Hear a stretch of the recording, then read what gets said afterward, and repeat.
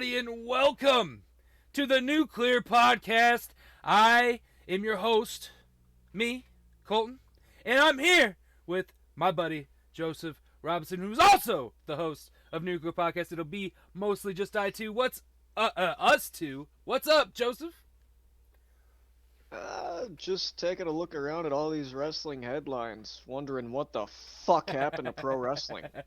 Man, isn't that the truth? And we're going to touch on all that and more today because we're also going to touch on some efed stuff. We're mostly going to talk about Fat Money Wrestling, but if you are listening and you want your efed touched on, you're going to have to help us out by sending us some links to your efed in the description below or comment, or if you know us personally, PM us. So first we're going to talk about Fat Money Wrestling. It is something that I started, but is now mostly ran by my buddy Joseph Robinson and Stephen Monday and the rest of the Fat Money Creative Group, because it's a group effort, to say the least. Joseph, tomorrow, by the time everyone sees this, tomorrow, because Saturday would be today, technically, and then so tomorrow will be your guys' pay-per-view, Devil's Playground. Which is gonna be an all-out pay-per-view, and I'm gonna go ahead and we're gonna mention it here. And I mean, some places have already mentioned it. Unfortunately, due to certain reasons, Hangman, Johnny Gage, and Butcher were unable to make the event. But Joseph, if you want to touch on some things, and then we'll get down into the match card of Devil's Playground. Sure. So, Devil's Playground is exactly where Underground and Evolve go head to head to see which is the better brand, which has the better stars, which has more momentum, which is doing better right now. So we'll throw U.S. champion versus pro fighting champion. We'll have a little 4-man on one side, 4-man on the other side, tag team match, elimination style. Kick it a little bit like Survivor Series, except you'll actually like what you see. I'm not sorry, New York. Devil's Playground. This would be the fourth Devil's Playground in its history of being developed, and I'm really hoping, or not hoping, I'm really excited to see the pay-per-view tomorrow. It's already up. You can go click it and make sure that you get a reminder when it goes live. Gotta click that bell, kids. Yeah, hit that, and check us out, guys. Check us out, because this will be aired on the Gaming Alternative Media Entertainment channel and hopefully other podcast platforms. Looking into that. So anyway, match 1 on Devil's Playground is the infamous. God damn it. I'm calling him Murdy, okay? Murdy versus Cameron Logan Lionhunter. Murdy is the current pro fighting champion, and Cameron Logan Lionhunter holds the U.S. title as of right now. Joseph. You. Would you like to say his actual name for everybody? It's Muerte, like Murdy, with a W after the M. I've tried my damnedest. I darndest. I can't say it. I can't. Fuck, just call him Death. That's what Lillian Garcia calls him. She's fucking Spanish too. I don't know why she can't say Muerte. Fuck's sake. Maybe I'll call Get him a whole Death. album in Spanish. Because it's a tongue twister for me, man. I can't say it. I don't know why. I can't say it.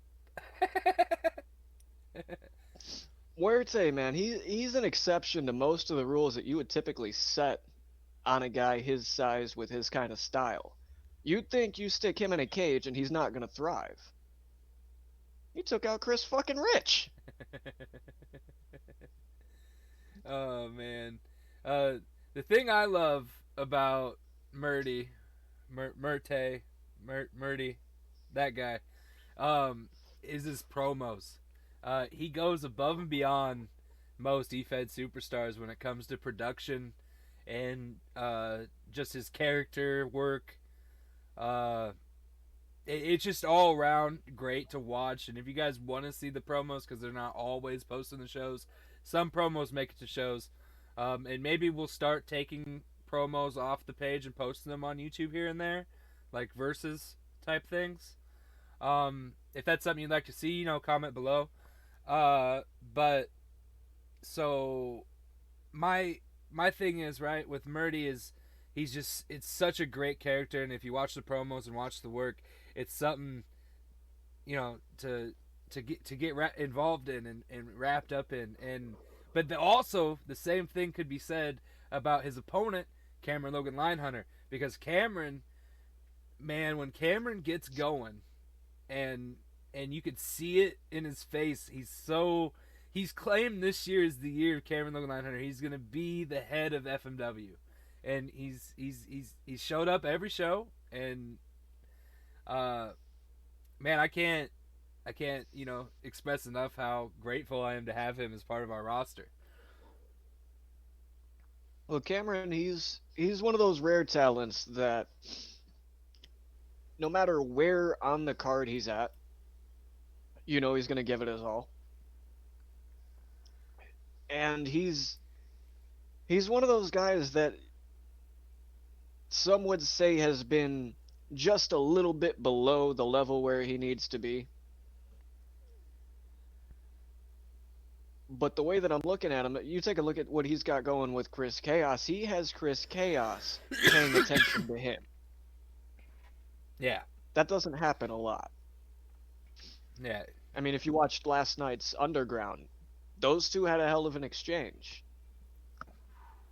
I And when the top guy is biting back at your heels because he knows what you're doing is working, you shouldn't get frustrated by the fact that he's getting up in your face. And Cameron probably isn't. He's looking at it like, okay, I know I got this guy shook. All I got to do is take it one step further. Cameron is the exception to any rule, and I think a lot of promoters who have dealt with Cameron would agree with me. Is Cameron is that exception to almost any rule. Uh, he, he's so well rounded. He could play any character, and I can't wait to see these two face off in that squared circle. It's gonna be a hell of a fight. Joseph, I know you like to do your predictions while we're doing commentary, so I'm not gonna ask you your prediction now. Um, but I will say that it's gonna be an incredible bout. And if you guys want to see that, like I said, tomorrow we're gonna be going. But let's get into the second match on the card. I don't want to waste too much time because we got a lot to talk about. Uh, and so, the second match on the card, the Alphas versus EOP, Chris Michaels and myself. Triple C is what I'm called in the efed world. EOP Empire Pain, which also includes my buddy there, Joseph Robinson, who's kind of, I mean, in my words, the head of the group. But, you can take that however you want because we try not to make it so apparent. Yeah, you're not going to catch me selling t-shirts that say head of the table. All right? Yeah, yeah. But Alphas versus EOP, Chris Michaels and Triple C for the tag team Poor damn titles. kids. Poor goddamn kids. Billy Ray Dog has been a part of FMW probably since conception, if I'm remembering correctly. And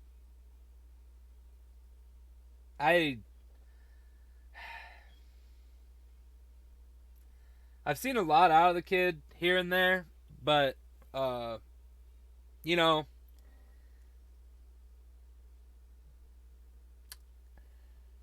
sometimes you just expect more.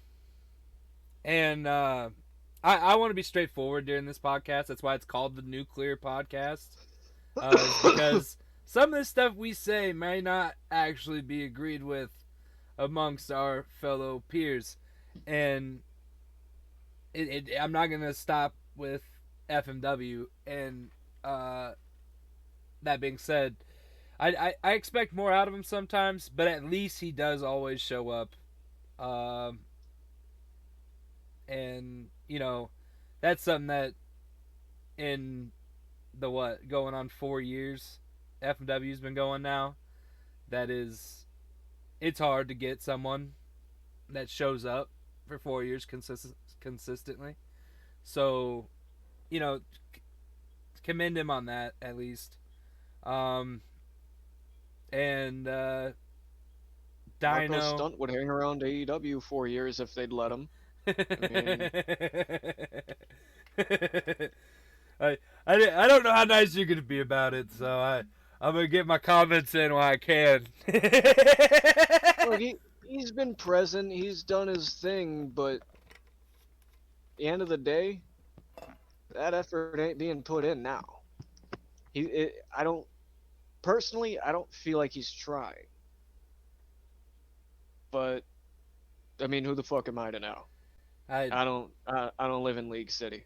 I I I definitely lives in understand Michigan. that comment, and as a because you haven't, and it's some things people don't understand is Joseph hasn't been around FMW for the longest, but he knows a lot of the history already because he went back and he watched, um, and he just the man's smart, and you guys are gonna probably hear more of that later tonight, because our opinions are definitely gonna be said going forward, and I'm excited for this And I'm gonna match. piss a lot of people off.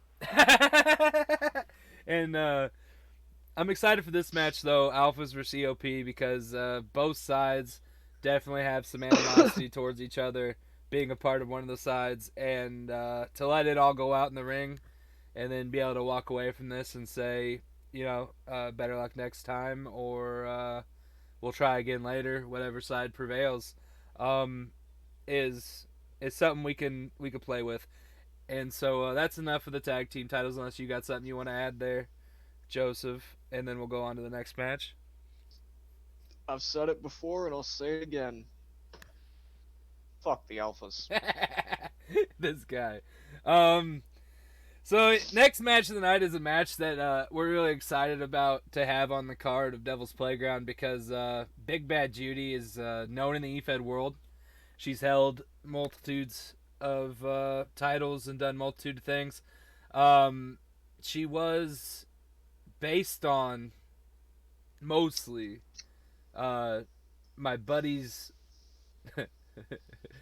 my buddy's Favorite women's obsession wrestler. with Jordan Grace, um, and he just renamed her basically to Big Bad Judy, and we all love Jordan Grace in the EFED world as a whole, so it was very welcoming. And Big Bad Judy has been a part of FMW ever since her debut. And she does these open challenges for the women's title. And this time, though, they did like a little tournament for the open challenge, which I thought was kind of funny, but whatever. Um, and then Big Bad Judy is going to be facing Ashley Nicole for the FMW Women's Championship. Uh, Joseph, I know that Ashley Nicole is something more up your alley. Um, so I will leave most of that discussion to you. But I will say that this match is mostly for fun.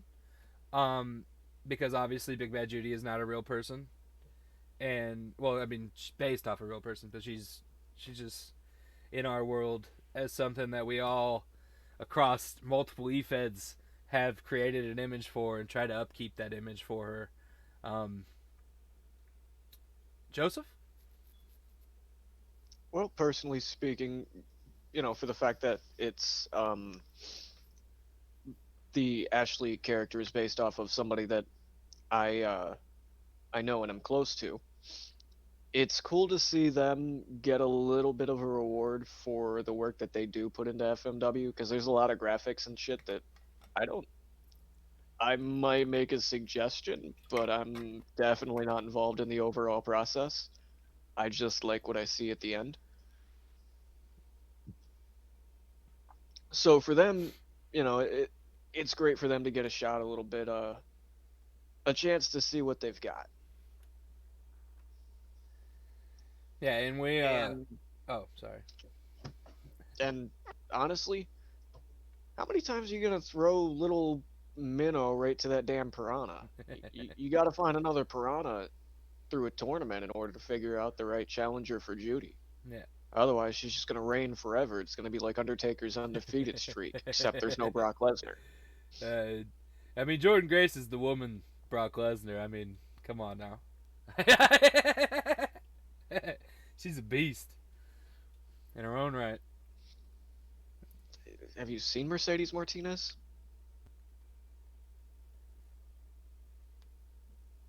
She got more of the power game to her. Jordan's a better. I I mean, think Jordan's a better we technician. could also say something about Jade Cargill. I mean, she's stacked on top of stacked on top of stacked. On top of Green. That is true. That is very true. But anyway, we'll get to that a bit later. All right. Good luck to the FMW Women's Championship match contenders. Well, Big Bad Judy is the champion, so good luck to the champion. Good luck to Ashley, and we do appreciate everything Ashley does in FMW. Reason hence for the title opportunity.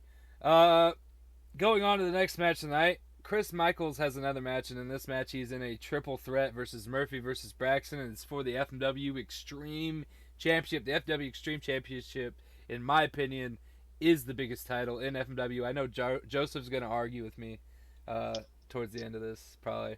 But the Extreme title and its heritage, I mean, the world title was born at the same time and it extends just as much, but I've always appreciated a good Extreme title match. And so that's just where my loyalty lies is with the Extreme title. I really like it.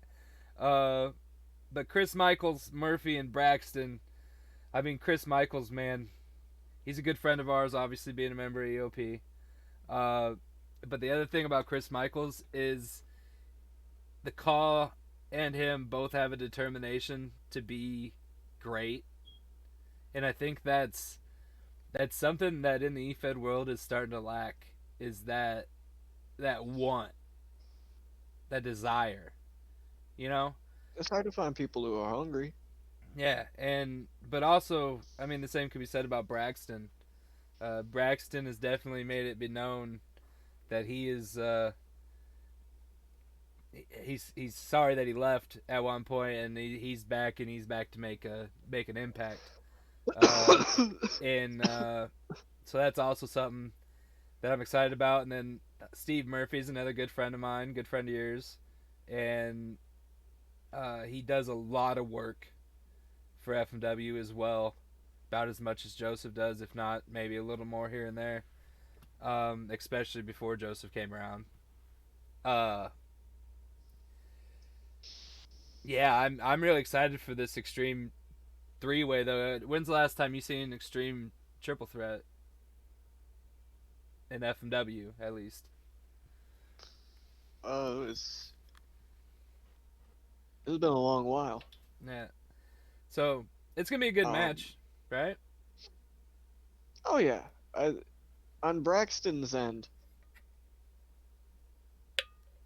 he might have thought he wanted to walk away when he did, and it's a lot like retiring, for real from the business. You think you're done, you think you've had your fill. You spend 6, 8, 9 months away, and you're watching everybody else work on TV, and then that fire's back. And you're back in the ring, and everybody's making fun of you because, you said you were retiring before. But, like, there is absolutely. I've done a lot of fucking drugs, right? There is absolutely nothing like an entire crowd of people on your side. There is nothing bigger than that emotion. And as an artist or even, in the ring, it both feel the same way. I've done both. Both feel relatively the same. As a musician, you're more spent on energy. You haven't gotten the literal shit beat out of you for the last 10 minutes willingly. Yeah, I man, uh I've been definitely. in the ring with guys who 45, 50 years old, for reasons that they can't explain, they have left and then they came back.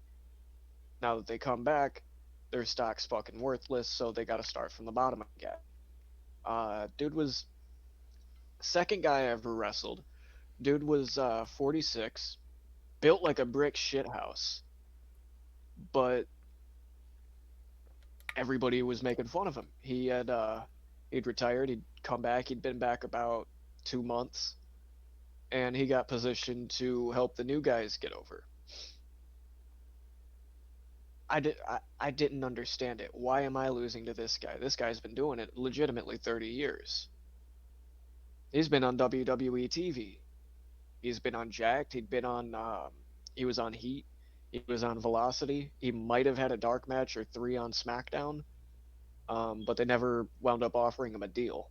Yeah, But happens a lot. dude was just, it sucked because from my end, I'm working the guy and he's obviously leagues better than me,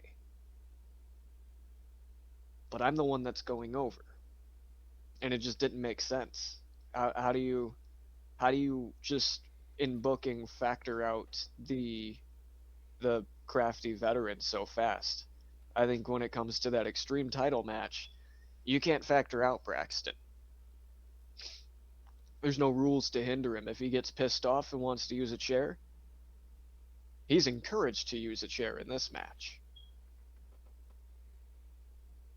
He might be able to let some of that rage out on Michaels and out on Murphy, that rage that he's felt after taking a look around and seeing how people have negatively responded to his return. That'd be the smart thing to do. That'd be the way to go home with the title. Channel all of it. Don't let it blind you. And I think we might see a lot of that in this Extreme Championship match. I don't know exactly how extreme it gets, so you guys will have to tune in and watch that as well. But I know it's going to be a good fight. Chris Michaels, Murphy, Braxton, nobody is going to pull any shots. All former champions. Braxton's held almost every title in FMW, if not every title. Um, Chris Murphy is Michaels, as cunning as they come. yeah, Murphy, and he's held a lot of titles in FMW as well. And Chris Michaels is on his way to being just as, if not already there, as significant as these other two. It's going to be a great triple threat, and I'm excited to see it. Uh, and we're going to go ahead and go on probably to the next match of the night, which is the Radicals versus the Bad Boys. Joseph. Advantage bad boys. It is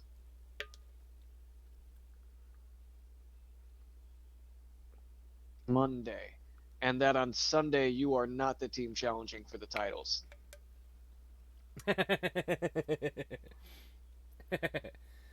Ah, poor guys. That would hurt. Yeah. And there's been stress cracks shown in the foundation of the Radicals. They've not exactly been all that friendly towards each other back in the locker room. There's been a little bit of nipping And the Bad Boys and being veterans, they'll tear that apart, bro. blood in the water. Yeah. Yeah, the Bad Boys history, they go back, I mean, they go back a great distance. Bad Boys were the first cause I made for efed. I had my other call myself made, but I didn't trust the efed world quite yet and didn't know exactly how it was going to be. And so I started with the Bad Boys, and I came later. There's a great deal of history The Bad Boys are basically my cousins, and they're based off my actual cousins, Jack and Mac Bad. That's not my cousins' names, but it's based off them. And then their dad, which is based off my uncle, Larry Bad. And the storyline goes is Larry owned HWA, the promotion that was before FMW, and uh, he was ready to retire, and he didn't trust his kids, so he gave it to me, and so I turned it in. Well, I paid for it too.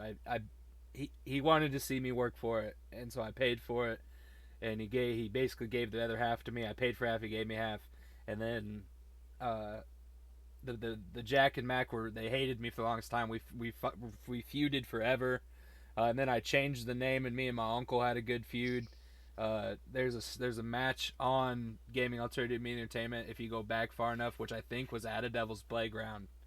It was me versus Larry Bad, and he bloodied the shit out of me. And I mean, I'm leaking blood, and he beat me up the ramp, around, like you drop down on that side. He beat me through there. He beat me back through the crowd, and then I managed to get a roll up and win the match.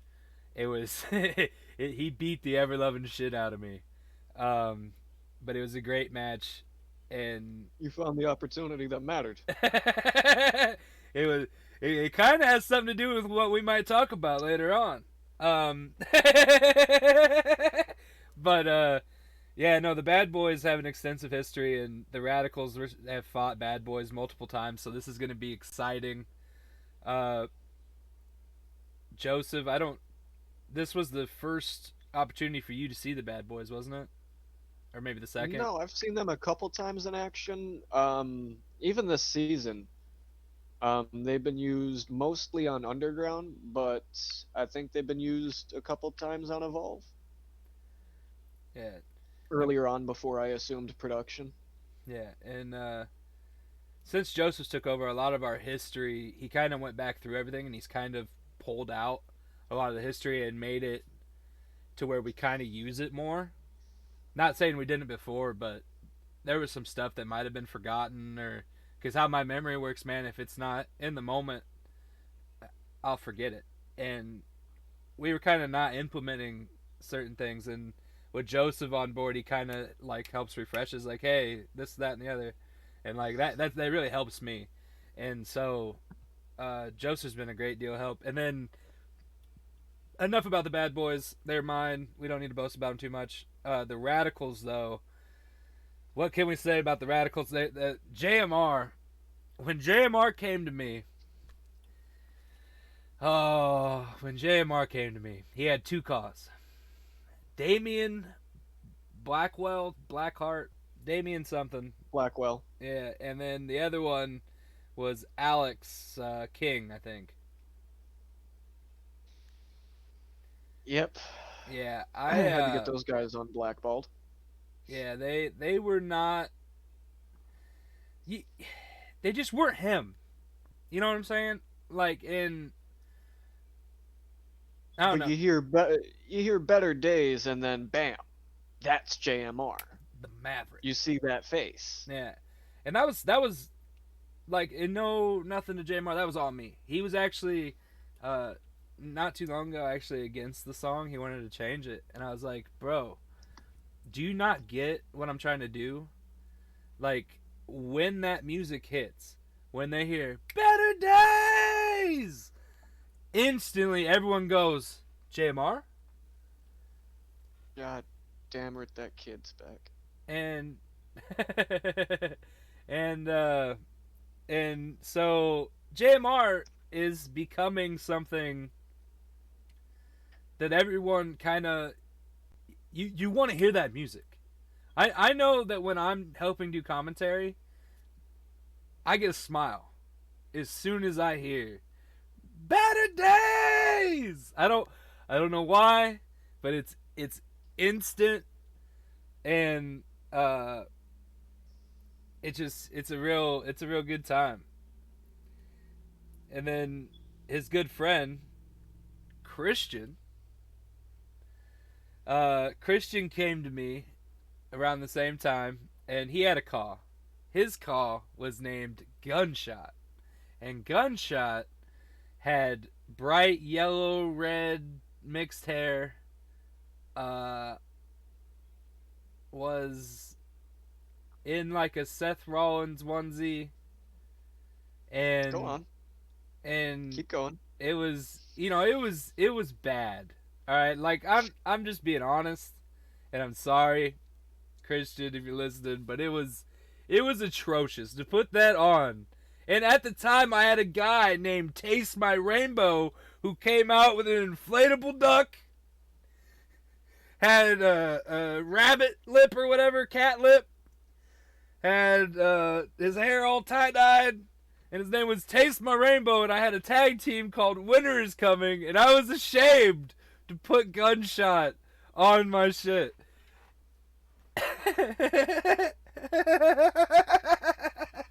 That shit couldn't draw a dime in Puerto Rico. and but And goddamn near every motherfucking ticket's a walk-on ticket. but Christian, bless his heart, man. When I told him that I wanted to rebrand him and give him something that was pretty good, I mean, at least to me, and then I created Christian Gunn, and then he was like the Dark Horse, and I was like the Dark Horse Christian Gunn, and then I found him the music that belongs to Lucifer, or I don't know who had it before, but Lucifer is where I found it, and uh, it stuck, and Christian Gunn was born, and so the Radicals, they're best friends in real life, or at least they were. Right now, I think they're in a little bit of a tiff,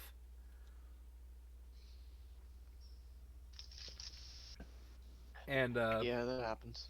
yeah, the Radicals versus the Bad Boys Sunday, Devil's Playground.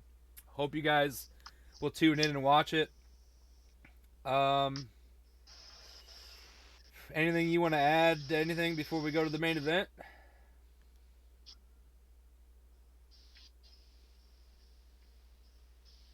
Ah, just one thing. How well are they gonna be able to work together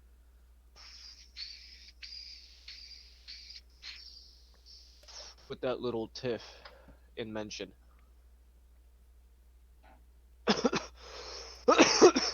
You can't be on the same page if you're arguing with your partner. I've done the tag team thing. You just can't do it. It's one or the other. You're either going good and you're on the same page, or you're arguing and you're not on the same page. If you're arguing, you're sure as hell not talking about your opponents, Mm-hmm. and that could work against them. Yep. It's definitely it's facts. If EOP started to have a tiff, uh, I mean, working together would be extremely hard, and uh, I mean, I don't know. We'll see. Let's see what happens. I'd have to kick their ass or even kick them out of the group. Yeah. So good luck to them and Bad Boys, and we'll be watching. And main event. This is the one everyone wants to see. Mostly because there's a lot of inner controversy amongst just Team Evolve before you even get to Team Underground. So all right, just to bring everybody into perspective here, okay? Joseph Robinson is on this team, not the leader. Sinister's the leader. Joseph Robinson's on this team, okay? Joseph has had a tiff with Kyle Cook, Hollywood Watkins, his other two teammates, and of course, the world champion Sinister, kidnapped Triple C, and that did not help Joseph at all. And Joseph and him have been at it ever since. So that's Team Evolve right there, and everyone hates Joseph. Joseph, As they should. how do you feel about that? Honestly, I feel fucking great. I know for a fact that I don't have to worry about any fake camaraderie for the sake of beating Team Underground. If I want to beat somebody's ass from my own team, is the ref gonna stop me? Nope. And honestly, I wouldn't put it past any of them to try something on me. So if one of them just gives me a little, just the smallest little idea that he's gonna get froggy, I'm gonna put his ass face down right in the ring. I ain't got time for that shit. Well, All I want to do is kick the shit out of Crunkman. That's it. and that's what I was just about to say. So that isn't even the end of it. All right, that's just Team Evolve. All right, we got Team Underground. Team Underground has its all mix of problems. All right, we got Chris Chaos, we got Crunkman, we got Black Dahlia, and we got KD. Okay, KD and you issues, Black Dahlia and you issues, Crunkman and you issues, Chris Chaos and you've been starting shit with him online. So, everyone in this match hates Joseph Robinson, hates EOP. But that's not even where this stuff stops, ladies and gentlemen, because it goes deeper. Chris Chaos and Crunkman, not on good terms. Black Dahlia and Crunkman, history. KD and Black Dahlia, history. KD and Joseph Robinson and Sinister and Watkins and I think everyone, history. There's a lot of tension in this match. In case you guys, I didn't lay it out yet. So Team Evolve, I'm just gonna go ahead and say it straight out. So if you want to know right now, listen. Sinister, Joseph, Kyle, Cook, and Hollywood Watkins. That's Team Evolve. Team Underground consists of Chris Chaos, Croakman, Black Dahlia, and King Dominator. Okay, that's so Team Evolve versus Team Underground. They're fighting, but it's so intertwined and messed up and deep. I don't even know where to start. I mean, I guess we kind of already did, but this is gonna be a hell of a match. I have been appealing to Jeff Beck for, I don't know, a good 2 weeks now. Why don't we just make this an 8-man, every man for himself? And whoever wins, wins for their respective show. That way I can kick everybody's ass from Evolve, and I can kick everybody's ass from Underground, and I don't have to wait for a tag on either side to be able to do it. Because, I mean, look, Black Dahlia hates my guts. Chaos, oh fucking well, needs to adjust his hearing aid so he can hear me talking to him, I guess.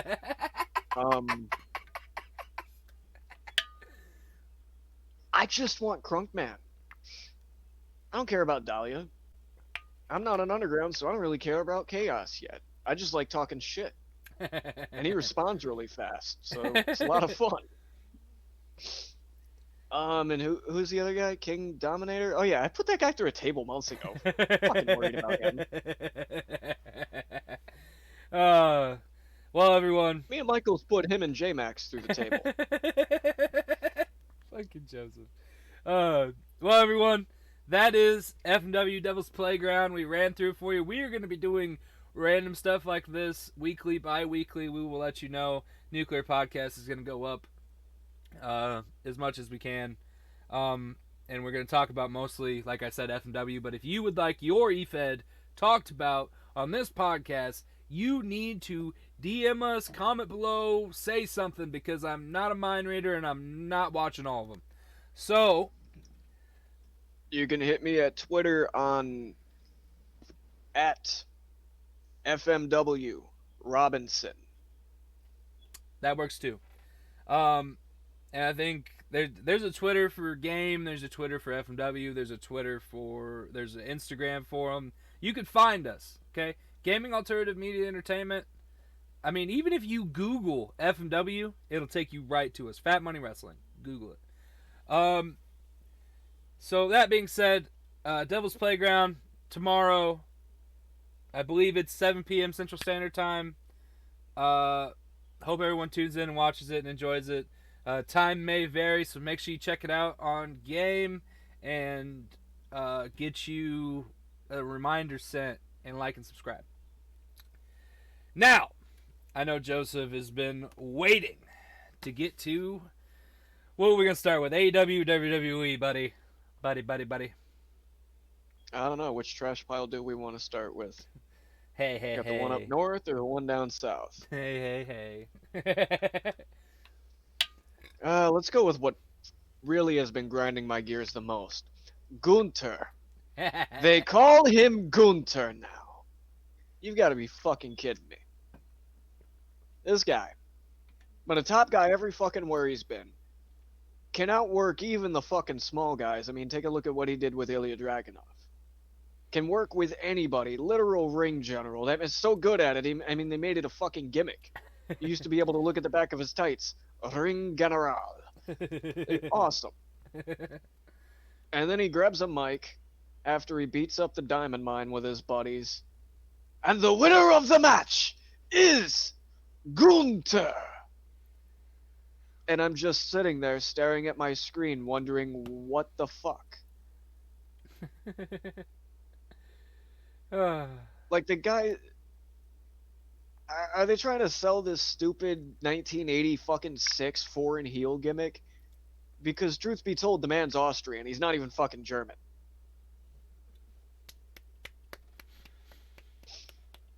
And not even they did this shit to Kofi. Kinda. I Well, mean, not they didn't change. You know, like he was Kofi Kingston, but it wasn't so bad.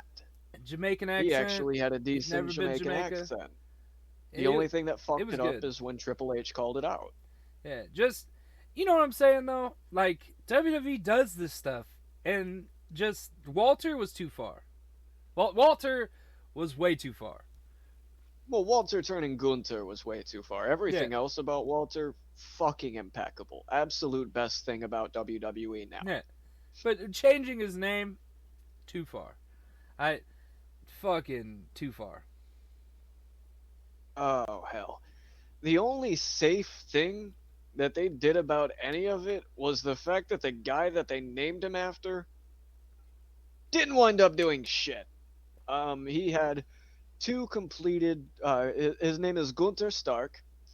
He was a captain for the Nazi Navy, and he commanded U-boat 740. He had two successful treks as commander of the boat, captain of the boat, whatever the fuck, and both of them were like 2 3 day treks, or one was a 2 day, one was a 4 day. He was embarking on a 3 day. He had left his U-boat had left Brest, France, which for those of you unfamiliar, that's about 3.5 hours drive, approximately 1 day, 2 days worth of U-boat sailing away from where D-Day happened. Gunther Stark died on June 8th, 1945 or 44,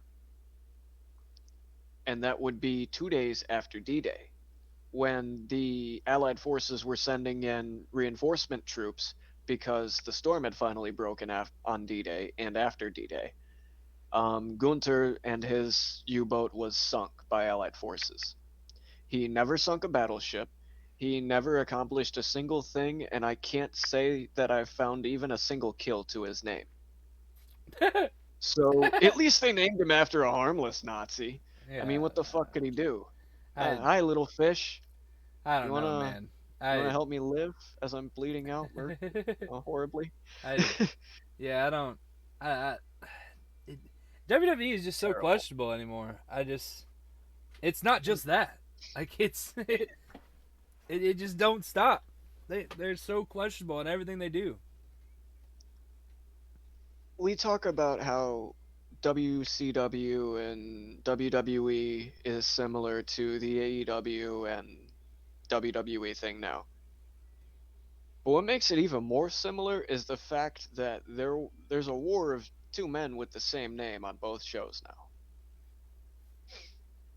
WCW versus WWE, it was the War of the Vinces.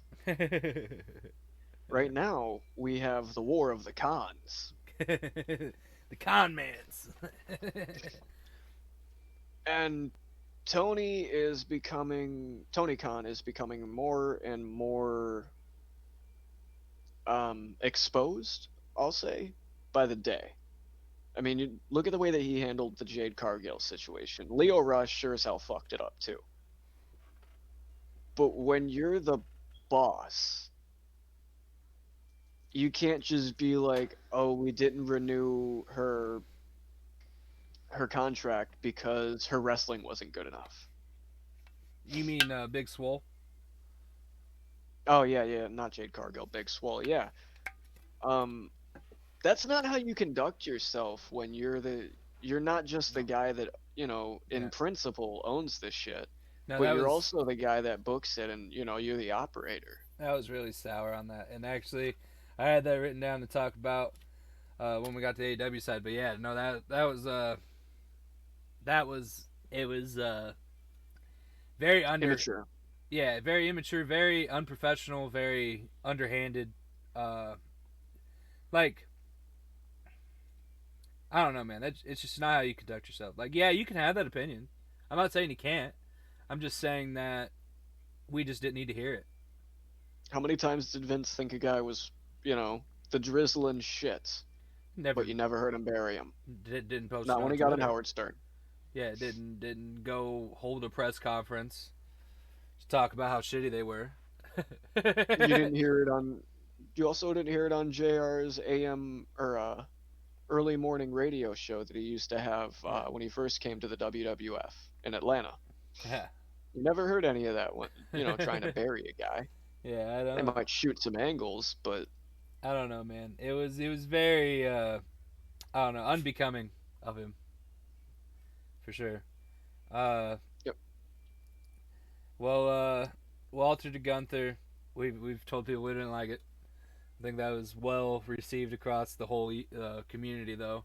Um, I mean, they dropped the Stark within days. Well, they filed for the Stark trademark, but they never went forward. He never said Gunter Stark. He just said Gunter. Mhm. So they may have experienced on the trademark end a little bit of difficulty for whatever reason in attaining Gunter Stark, So they just but went they for could one. make Gunter work. Yeah. Well, that's not the I've only seen them thing do that a lot. to talk about. Lita's return. Lita's temporary return. Lita claims that she has one more run left in her and she's going to compete in the Royal Rumble, and her and Charlotte have been going at it. I see another Trish retirement. Basically, if Lita's going to do anything, she's going to end up facing Charlotte at some point, and Charlotte's going to retire her. Or she retires at the Rumble. I don't know. Oh God. You know, honestly, I'm hoping this is a nice swan song and it's not, the case of, oh, I'm retired and then I'll come back years and years later to have a horrible match like we got with DX versus Brothers of Destruction on And Sean's End.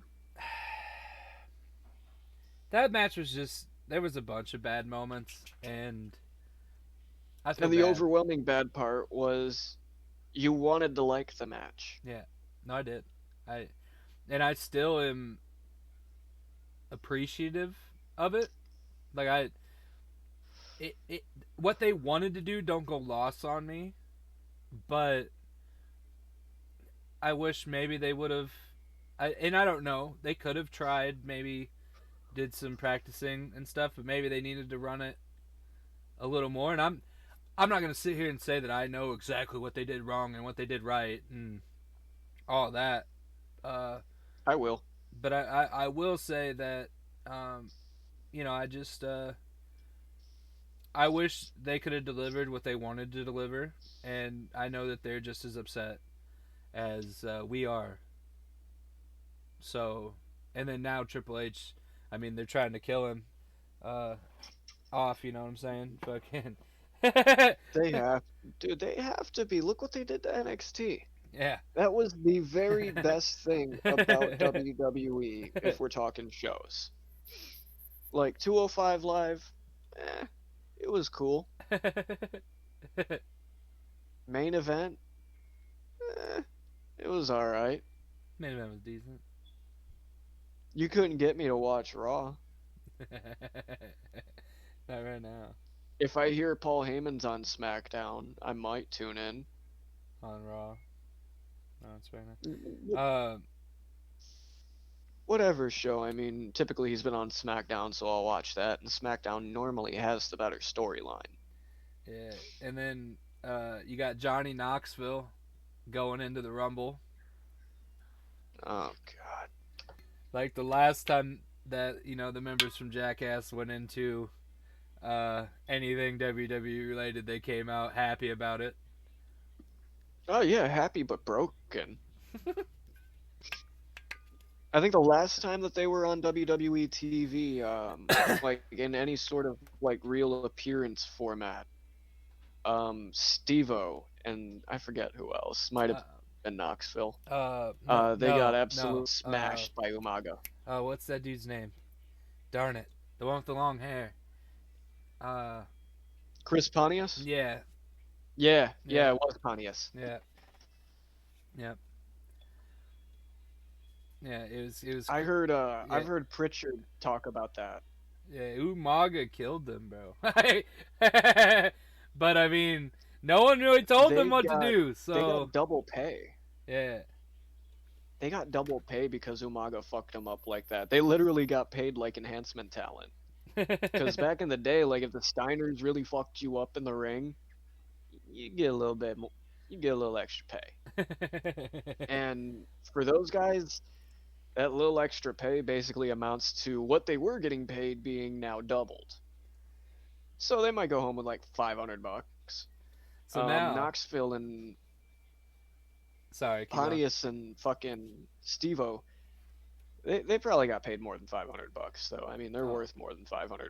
I'd hope so. Probably at that time, Steve-O snorted that in a night.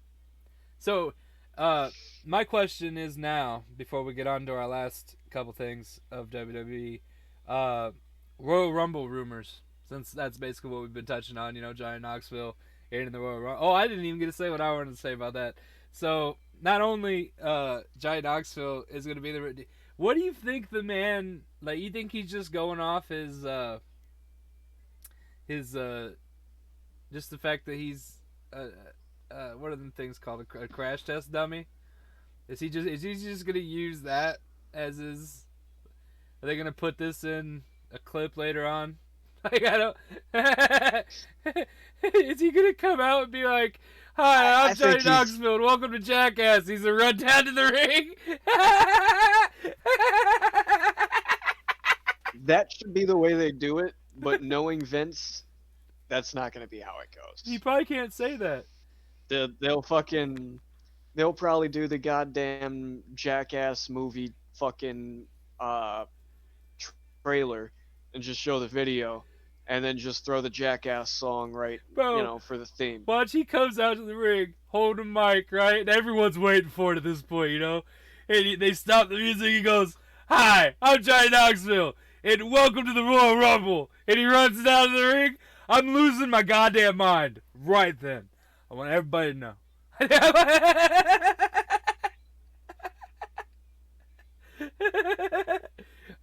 You know what would make the Royal Rumble for me from Jackass? Who? If they would bring Party Boy USA. Fucking just. Yeah, old boy. Motherfucker's like 6 foot, 300 goddamn 80 motherfucking pounds with a boombox and a G string. But I think that they would lose like 12 sponsors in 5 seconds, so they won't do that. All right, well, let's go ahead. Royal Rumble rumors. Buddy, pal, friend. Royal Rumble rumors. There's a bunch of rumors. CM Punk is rumored. Moose. Uh, there was another one. Alberto Del Rio. Matt Cardona is supposed to be rumored for it. Um, uh, that one What you're Canellis. saying is Matt Cardona wants a payday. Yeah. Oh yeah. Maria Kanellis, No, the other one. Mike. Yeah, that one. Nah, he learned. He learned after they literally made him a cuck on national television.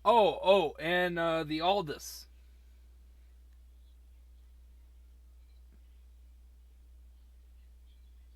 Oh God. Yeah, Aldous is supposed to be Look, in it. Magnus is cool. Magnus is cool and all that. That's neat for him. But Nick fucking Aldis, really?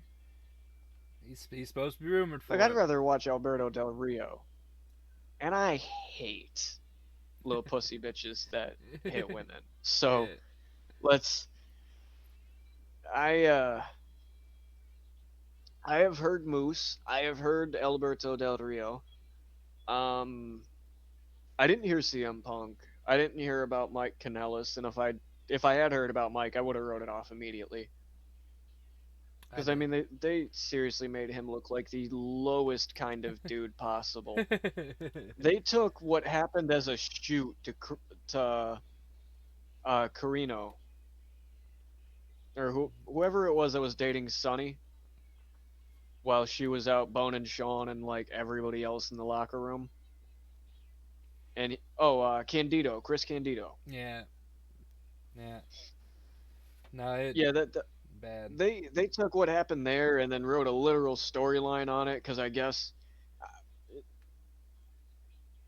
guess they thought that that was a good idea. Yeah, Bad. Bad for business. let's take one of our best technicians and get his wife pregnant, and then it's not his, and then she bullies him around the backstage in the ring. I mean, he had to do the finger poke of doom for his old lady on national television. I'm sorry, global television. At least it was for his old lady, and not like one of her. You're still doing the job. Just not like, you know what I'm saying though. Like the dude she's supposedly doing it with. What if she was like, "You're gonna go out there and you're gonna lose it to him"? You know what I'm saying? That that would have made it a little worse. Maybe, but at the same time, come on, man, that's Mike fucking Bennett. Like I'd rather That's lose it one to my half old of the lady. fucking. You know what I'm saying? That's OGK. I know you're not all that big on ROH, but Yeah, damn, man, the I didn't Kingdom is watch. awesome. I didn't watch a lot of Ring of Honor. I'll be honest. Everyone can crucify me down in the comments. Uh, I watched a lot of New Japan. Well, not a lot, as much as I could, and I watched a lot of Impact, TNA. I watched a lot of WWE, WWF. Uh, Big fan of like FMW, uh, the original FMW, not the efed one that we just talked about earlier, and stuff like that. So yeah, I didn't watch a lot of Ring of Honor. I watched a little bit of Major League Wrestling. I'm starting to get into Game Changer Wrestling because I think that they are doing some exciting stuff. Um, I'm trying to think of the other promotion I've been watching, but I can't.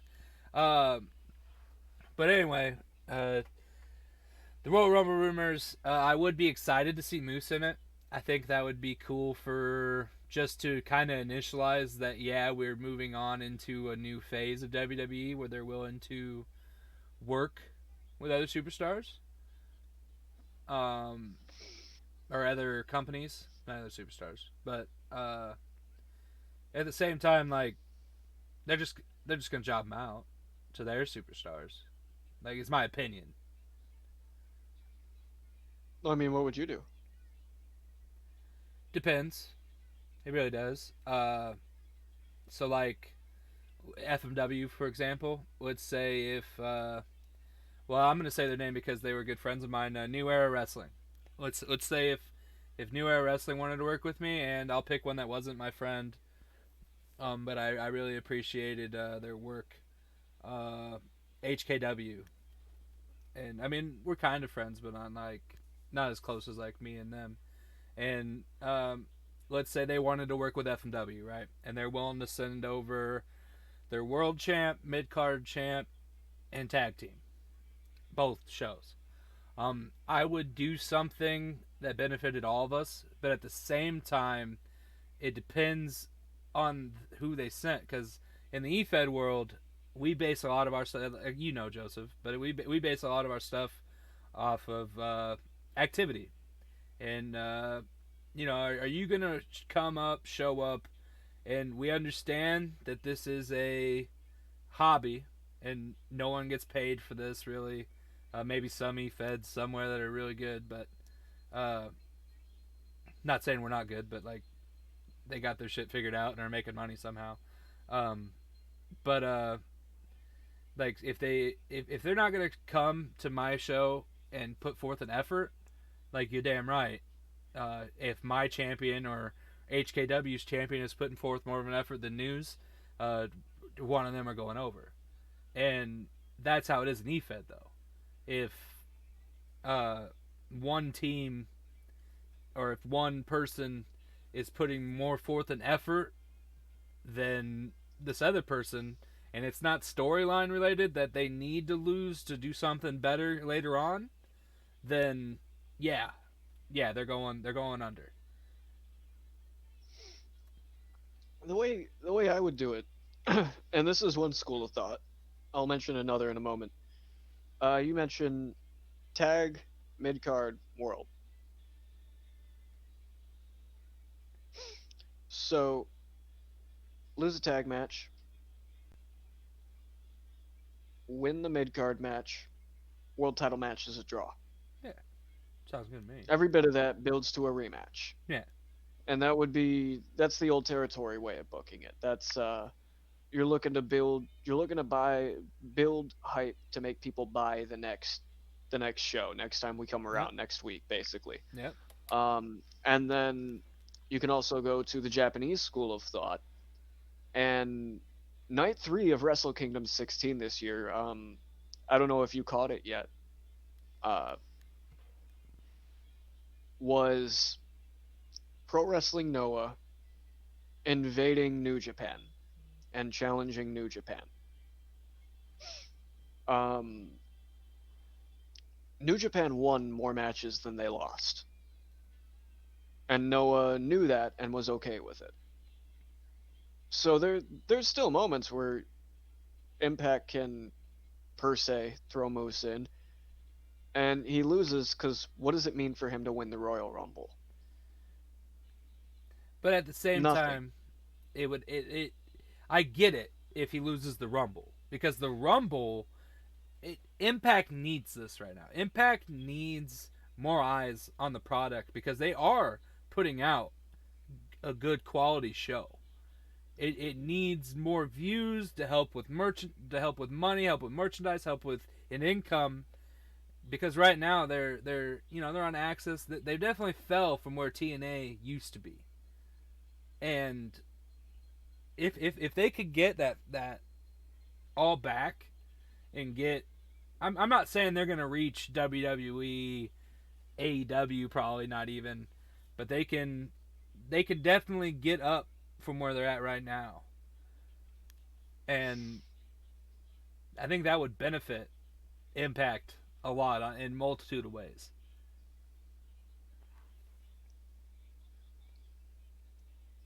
If they could just get on, I don't know, get onto a channel that maybe the majority of Americans have,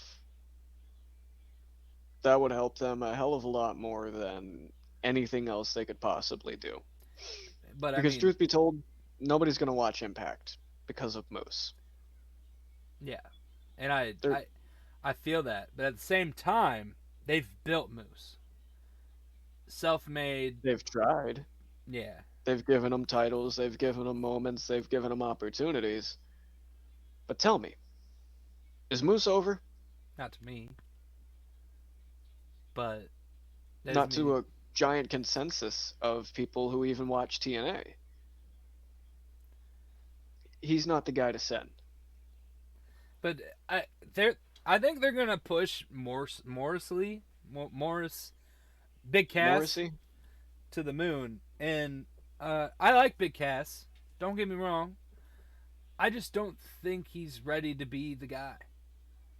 I think he's not ready to be the guy, he's ready to be a guy. I think for a company like Impact, the best thing to do, or what I would do in current lay of the land, is I'd put the world title on like someone who's gonna definitely pull me some kind of attention, which is at the moment like Cardona is on the top of my list. Um, let's see here. I really like oh, what's his name? God damn it. He's dark, mysterious, the lights go out. Hmm. Him and Moxley were friends. You're talking about Sammy Callahan? Sammy Callahan. I like Sammy. I don't know if That'd be the guy he's who I'd put the title on yeah, immediately. yeah, Like I wouldn't even make him win a match. I'm just a Triple H World Heavyweight title when they brought it into WWE. Here, this is yours. You're the draw. You're literally the draw. You want to get attention, negative or positive? Sammy Callahan. I definitely agree with that. Sammy would be on my list. Um, another one I really like in Impact is I'm trying to think of his name. Give me a second. I don't like what he's doing right now, but it's an easy fix. Uh, because right now he's just basically doing the same shit he did in WWE. Uh, maybe a little different because he's the guy. But Brian Myers, Brian Myers. I feel like him and Cardona, just because of history, could have something. I wouldn't particularly maybe put the world title on him, but I would make him a challenger, especially if Cardona won it, and have him do a really nice feud because they got that huge podcast, that huge channel that is sometimes getting more views than Impact. Let's be honest. And Sometimes. I'm being nice, and, and I'd use that. That's something that I would think about. I would use to my advantage. They tried. Yeah, They tried with Bruce Pritchard too. yeah, Like his second time back was seriously only because of his podcast. yeah, Because Bruce Pritchard's podcast, yeah. was getting more views on one episode than Impact would get in an entire month. All right, Joseph, I got to cut you off because we're getting off topic. We're starting to talk more about Impact than we planned to, and that's a whole nother episode. I think is the rise and That's a fall of whole TNA. nother trash pile. And so we'll get to that in another episode. If you guys want to hear more of that, make sure you hit this subscribe button because there will be more episodes of Nuclear Podcast. But Austin Theory is the subject for right now. Austin Theory. I think the kid's talented before Joseph gets started. I think the kid has potential, but I don't think it's what Vince McMahon is trying to do. Joseph Robinson. Well, from what I'm hearing, what I'm reading, what I'm even seeing on my television, not only does Vince think this is the guy, I remain fairly convinced that this is the year of Austin Theory. When Vince wants to do comedy sketches with you, he likes you. And not in the Santino Morello way. Look at the last two guys that he really did comedy with, like true comedy. Our Truth. Santino Marella. Kurt Angle Kurt Angle. and Stone Cold. Stone Cold. Kumbaya, my lord. In the damn cowboy hats. to be put up in company like that is pretty fucking cool. And I mean, our truth, goddamn, dude's an NWA world champion. Put some respect on his name. Not to mention he's like a 57,000 time fucking 24/7 I-95 65 75 South North Ramp exit 192 champion. That's I mean, my the dude, guy. dude's awesome. I mean, hell, even if you're Austin Theory and you're just getting put in company with our truth, dude's been a WWE champion, if I remember correctly. Maybe I think it was like a really brief moment, but still, you got it on your resume. Tag NWA team. World Champion, Held multiple tag teams. multiple tag titles, Yeah. and the dude's been literally everywhere around the world. Or if you get put with Stone Cold and Kurt Angle, I mean, that's incredible some company. of the greatest of all time. Yeah. You get put with Santino, one of the greatest wrestling comedians of all time, and I not in agree. a Dolph Ziggler way. I agree. I mean, the dude was okay with dressing in drag. Santina. uh, Not since Harvey Whippleman have I seen shit like that. Downtown Bruno, everybody. my question for you, Joseph. Does Joseph think that Austin Theory is really up next? If they don't wake up and smell the roses with him soon, they might be losing another great young talent to AEW. So I think that they're going with it now before they lose him. All He right. was That's he was huge on Evolve, and Evolve's where they picked him up.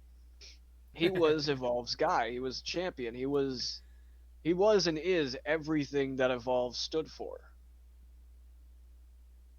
And they need to do something with him quick. The whole uh Gargano way thing, that was cool. It was funny, but it never did anything for Austin. A Royal Rumble win, or hell, a stellar performance in the Royal Rumble, will move needles and move his ass up the card. Mm-hmm. I agree. I agree. Uh, well, I was gonna throw in New Day and stuff on this, but I feel like that would be a really deep subject, and so I think we'll touch on New Day in another podcast.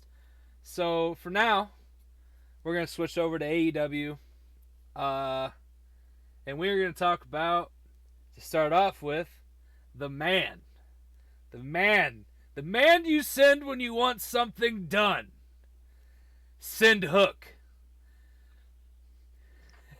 Oh, for fuck's sake. Pardon me if I sound a little bit like Cornette, but I don't know what the fuck they see in this dude. Is it the hair? Is I it the transmission? I like Hook. I do. I'm not gonna lie. Okay, but I do think that what they are doing with Hook was the wrong approach, and I can tell you why.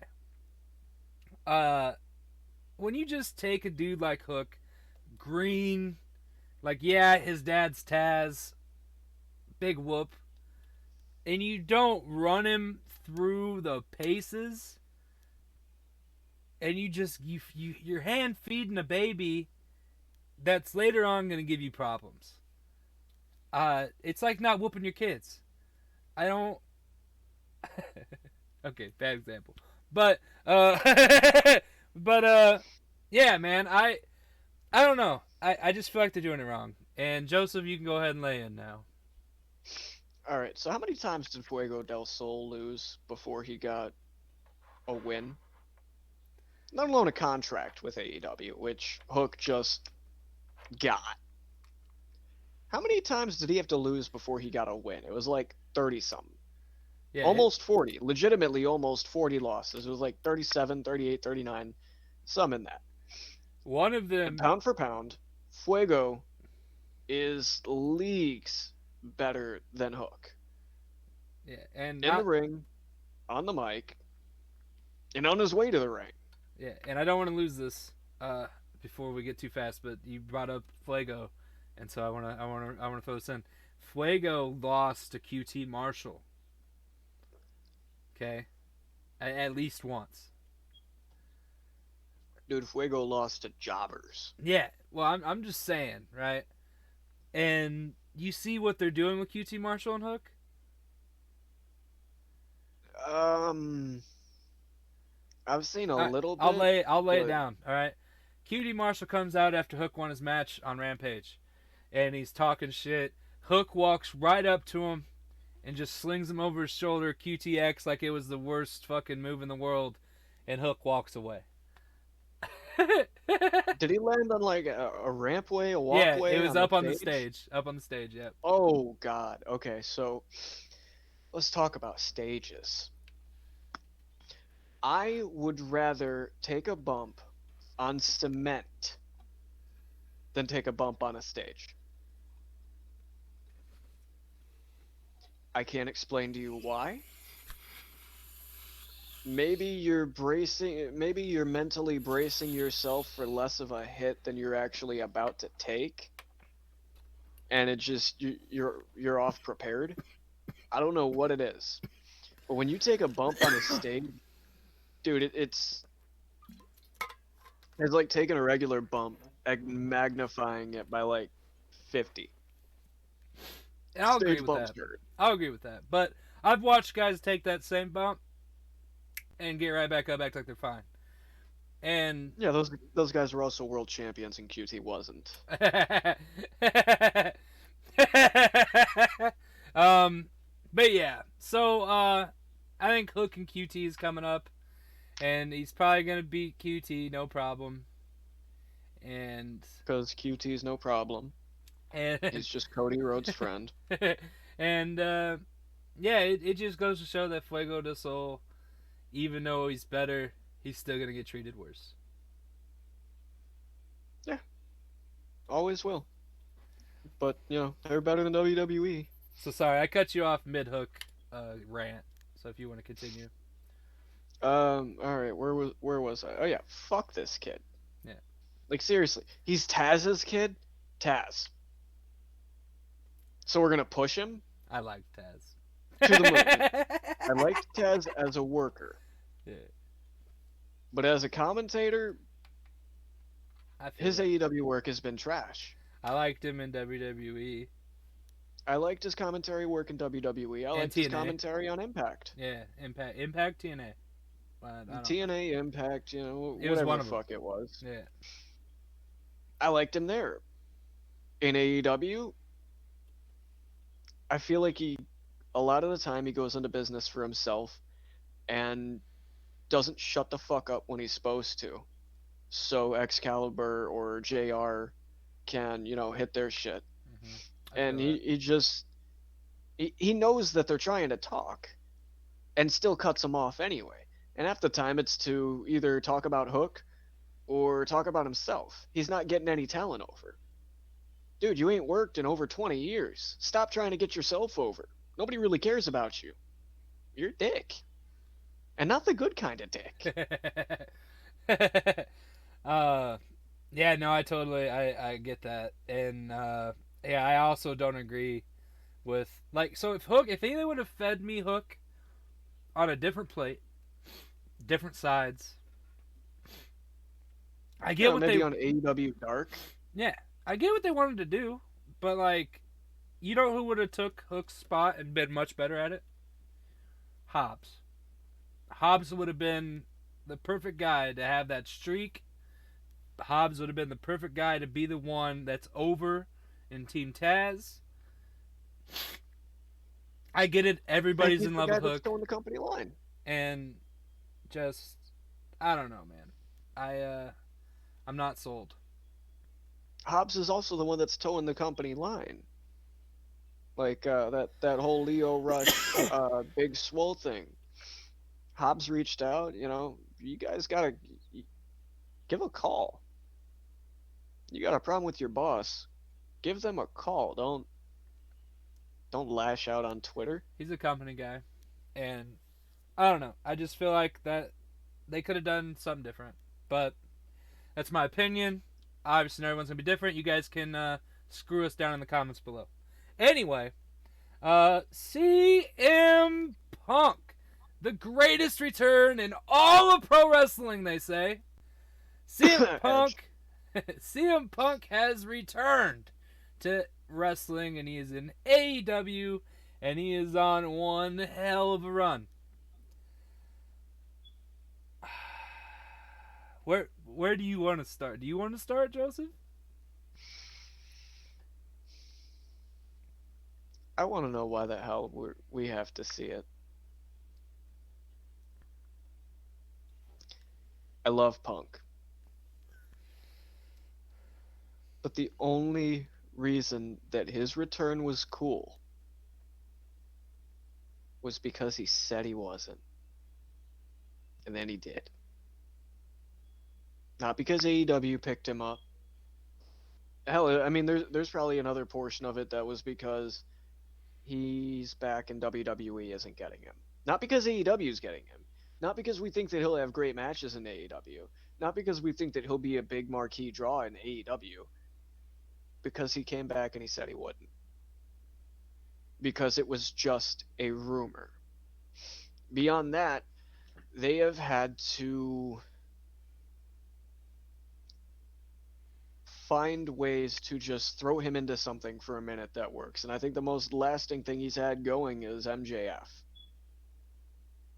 He had a match with Jungle Boy.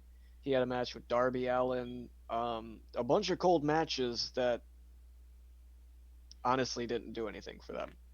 He's fought Is a lot Darby of. farther up the card? He's fought a No, he's lot still of tagging with Sting. under. Actually, we'll get to that in a minute. But Go ahead.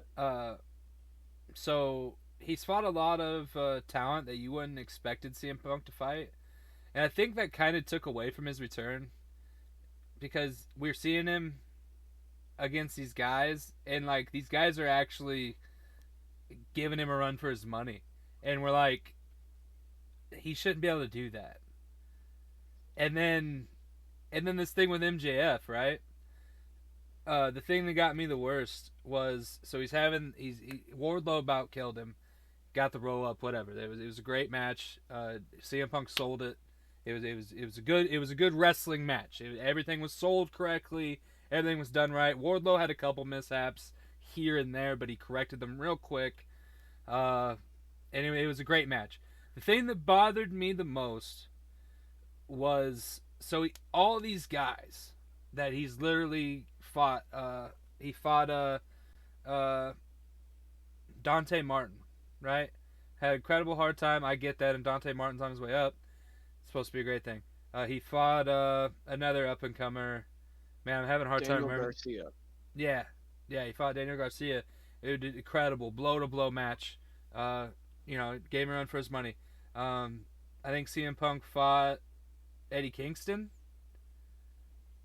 if I remember correctly, and all these guys, right? I think he fought Jungle Boy even. I think him and Jungle Boy had a little thing, and that was great. And had these blow to blow matches. He gets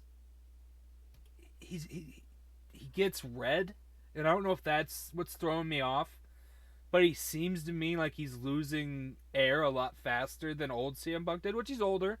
I get that. It just seems like maybe, I don't know, was he ready? Like, I don't know. And then he had that thing with Shawn Spears. Ended Shawn Spears' fastest match in AEW, hands down. Up, go to sleep, end the match.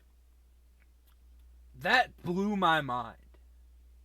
Right? I mean, what are they doing with Spears anyway? He's Wardlow's bitch now, so fuck it. I like Spears. It's hard for me not to like Spears. Spears puts his heart into everything that he does. You can tell by the fucking size of the gash he gave to Cody Rhodes' head with that chair.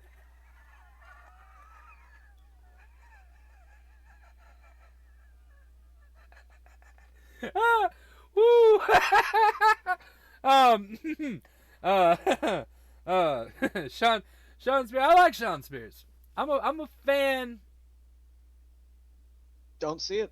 Was Anyway, um, I hope best You for know him what I though. like? You know what my favorite Sean Spears moment is? Huh. When Shawn Michaels super kicked the shit out of him.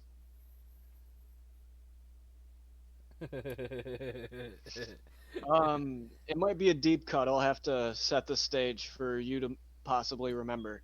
So there's a gimmick going that Michaels doesn't know how to be controversial. So he flips a fucking wig, grabs a fucking office guy backstage. His name's Stan. It's really Sean Spears. Oh, And oh, I remember this. what's your name? Stan. Looks at Triple H, super kicks the Yeah. papers right out of his hand. See, I just kicked Stan. And then he goes off mumbling, grumbling, bitching. And then he kicked Camera someone pans back else. to Triple H. Yeah, I I don't remember know if that's controversial, but it sure as hell is funny. that. It was funny. I remember that. Yeah, I That's my remember that. favorite Sean Spears moment. Everything else has been completely downhill for I that can't guy. believe that was Sean Spears. I didn't know that. Yep. That's funny. What's your name? Stan. Super kick. I just kicked Stan. Yeah, and then he goes farther down the hallway after bitching and he super kicks another guy out. oh, And, oh and Trips is shit. just like, oh, well, fuck, he's mad. What are you gonna do? uh, so we touched on CM Punk. We're laughing about Sean Spears. We're having a great old time. We might as well talk about Wardlow and MJF, huh? Wardlow and MJF. Wardlow, it's time. It's time. Not yet. Wardlow needs to beat the shit out of. You know what would make me happy? Do you want to know what would make me happy, Joseph? Make If I would Wardlow beat up Taz, I I would be, shut up. I would be the happiest man in the world. CM Punk's music hits. CM Punk walks down in the ring. MJF's music hits. After MJF has told Wardlow not to come in the ring or something, right? MJF goes down in the ring. About we're like a minute in, 2 minutes in. Wardlow's music hits. Wardlow makes his way down in the ring. Only he goes in the ring, he trashes both of them, and he walks away with a smile on his face. I would be the happiest man in the world if that moment happened. we're about 3 to 6 months from seeing him branch off. Wouldn't you love In to my see him mind, just destroy CM Punk and MJF? I mean, I don't. I love Punk, but I wouldn't be hurt if he got crushed by Wardlow. I just want Wardlow to crush MJF. And then CM Punk just demands that Tony Khan gives him a contract, and MJF's like, no, no.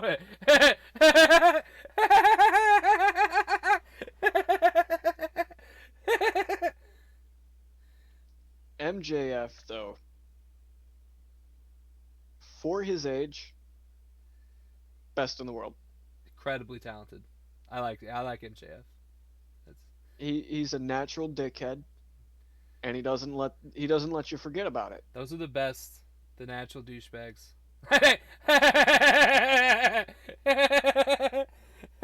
Well, we hit on Wardlow and MJF. We'll probably talk more about them in the future, guys. So I'm not gonna give you guys everything, but we've touched on the basics there.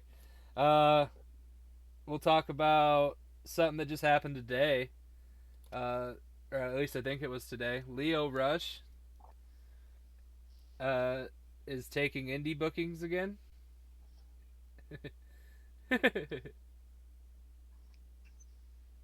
Tony Khan's not going to release him, but he's also not going to renew his contract. We've already seen that Tony's a little bit immature. Imagine how much more immature he can be when somebody tells him that his idea was wrong. And realistically, he's the guy that decides whether or not you get a contract. Now, my question to you is Leo Rush going to be a loss to AEW? He's going to be a loss to Dante Martin.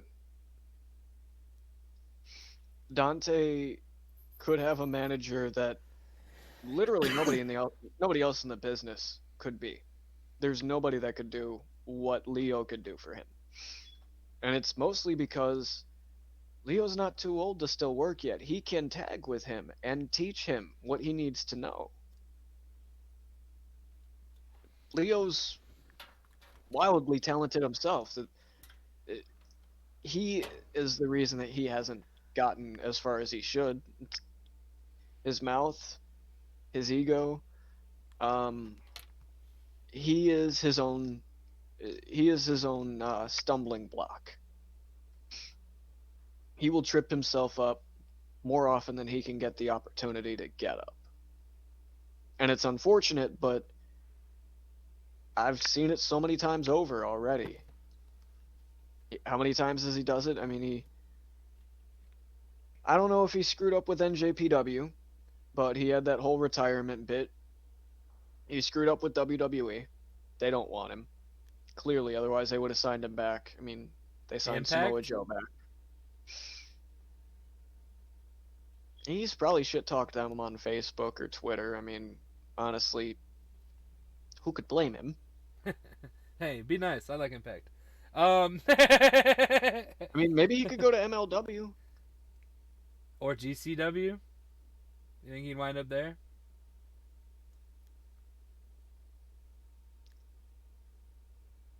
I don't know, cause Brett has made it a point where he's looking for people who are hungry.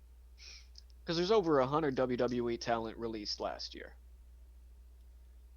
Not to mention everybody else that got released, all the ROH guys, all of the Japanese guys wanting to come overseas that need extra dates.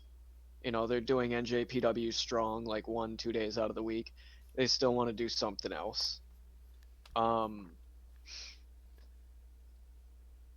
that would be GCW would be the better place for him. MLW wouldn't be. MLW is gonna burn. Well, I value your opinion. And we'll touch on that because that's a whole. We're gonna do a whole podcast probably on just that subject because that's why I didn't mention it for this one. Um, yeah, that's a whole another thing. We got two more things and a little bit of time left here, Joseph.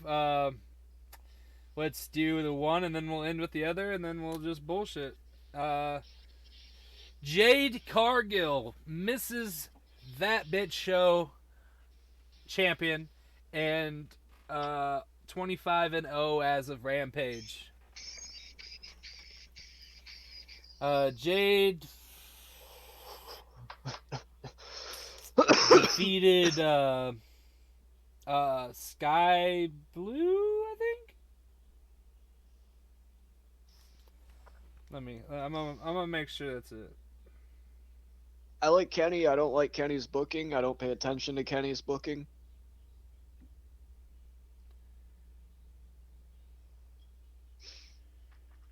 Um, Personally, I think it's too soon. I think Yeah, Sky Blue. She fought Sky Blue. if they could have made an actual program, they could. They might be able to spin it out. I mean, it's still a bit early on. She's just won it. But if they could actually do a program with her beating somebody that's legitimately credible, like I don't know, Thunder Rosa, I'd like that.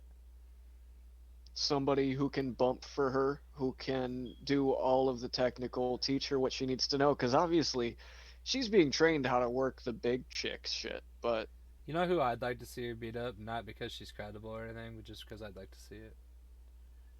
Brandy hmm, Rhodes.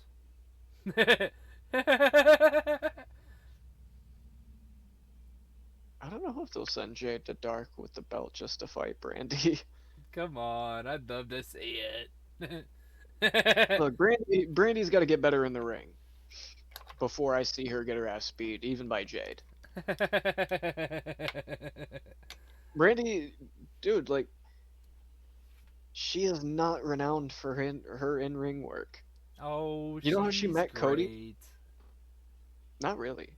I mean, do you know how she met Cody? She was a ring announcer. and he was a talent. Not she was a talent, he was a talent. She was a ring announcer for Florida Championship Wrestling.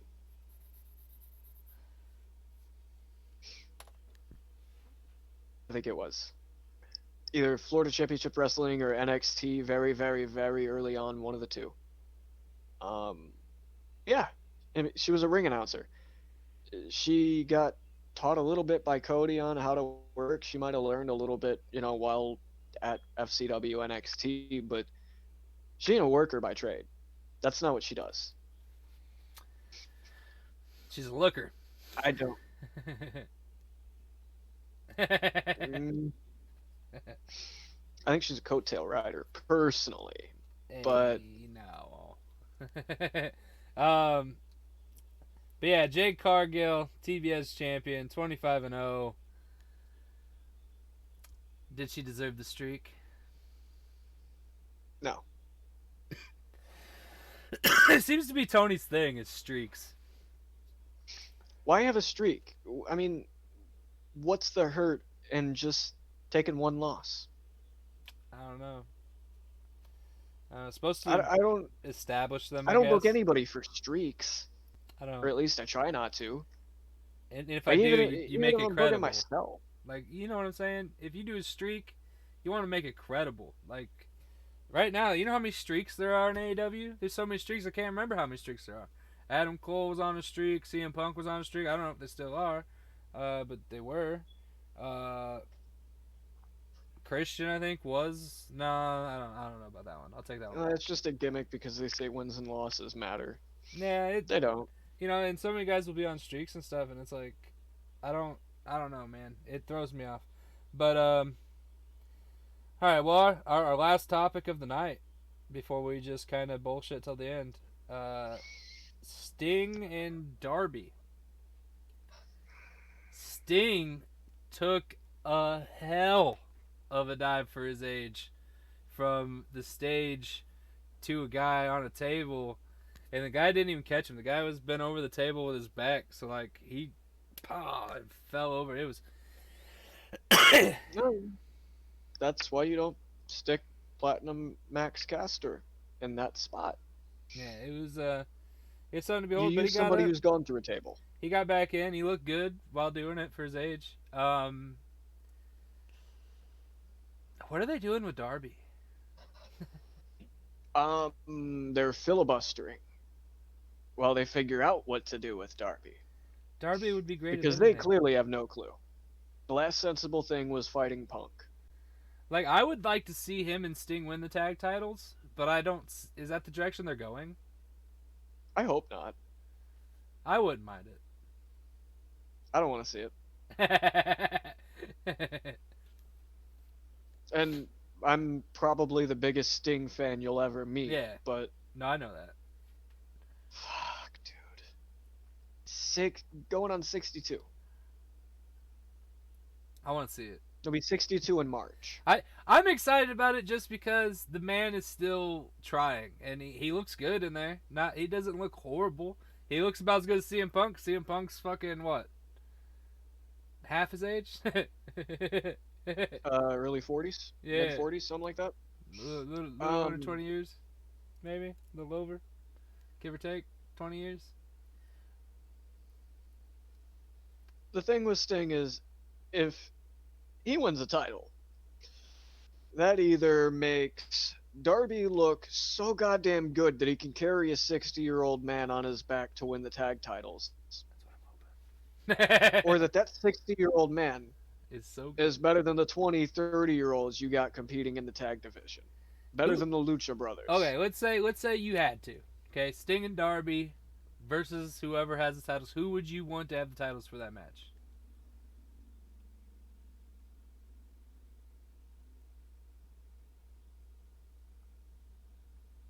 Mm. Well, you can take Jurassic Express right out of the equation because Luchasaurus I can't trust worth his shit. Okay, so it's not Luchasaurus. I mean, look at what he did to Rey Fenix. Who's next in line?